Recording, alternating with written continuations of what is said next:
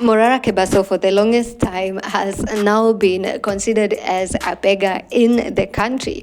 People have recognized that he has a tendency of asking or seeking help from Kenyans, especially financial help, and some Kenyans regard this as begging. Recently, there has been a conversation around him, and amidst all the accusations that he's a beggar, he came out to defend himself.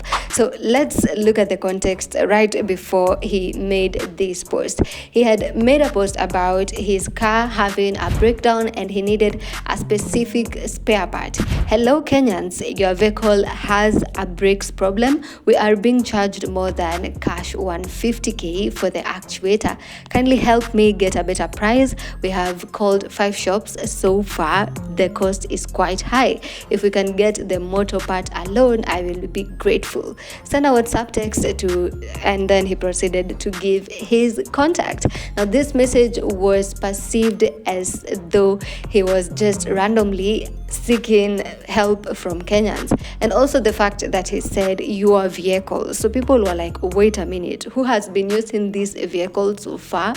Before, how were you referring to it as? How comes it's now our vehicle when it has a problem? So what do you want us to do about it? And people figured he was seeking help. Maybe some people are saying he was hoping someone would buy him that actuator that he needed. So this is what sparked all the discussion around him being a beggar. And that's when he followed with this tweet that said, and I quote, "Most of you Kenyans are beggars like me. You beg for jobs, you beg your rich relatives, you beg for rent, you beg for food, you beg for money to refill gas. It is not your wish to beg. Most of you are educated and very hardworking. If I become your president, we will all stop begging and start giving, because I will fix the economy and finish corruption. Your businesses will be profitable and jobs will look for you. For now, tubebane beggar kwa beggar."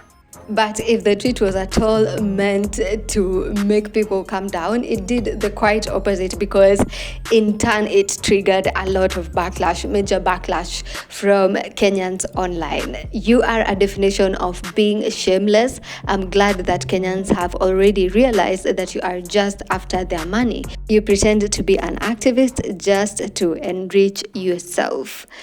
Another person advised him, saying, resist the urge to emotionally respond to the people you are looking to lead. Most people may see your statement as a sublime insult. Another comment reads, I believed you, but now I see you're just like Kasongo. That's the tone he used, and that's his precise line of thought. Playing psychological games and appealing to emotions. I am just like you. I am super poor like you. Morara, are you poor? Do you know poor? And why call us beggars? Let's look at 2 more comments. This post looks like it was scripted straight from committee by those Tumakwahi con people. Anyone who doesn't know what red flag is, this is one. Trying to gaslight Kenyans into giving you handouts whilst you don't even account for the money you are given. You and Ruto, same WhatsApp, an absolute melt. The responses were so many, and so many were in these lines. Other people also tweeted about how Morara is shameless and how in order to be a politician, you need to be as shameless as Morara.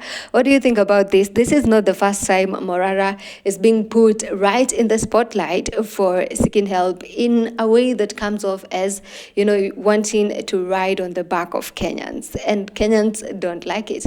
Kenyans have moved from seeing him as a huge major activist in the country to someone who's taking advantage of them. Do you think this is the case? Are you in agreement with these comments, or are you on Morara's side?